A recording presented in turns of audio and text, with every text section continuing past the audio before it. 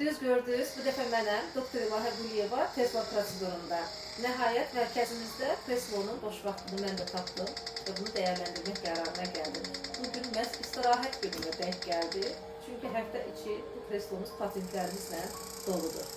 Günümüzü idman zalında bütün əzələ məşğuliyyətdən keçirdik və nəhayət ən əsas əzəllərimiz çanaq dib əzəllərimizdir ki, bunu məşq eləmək lazımdır.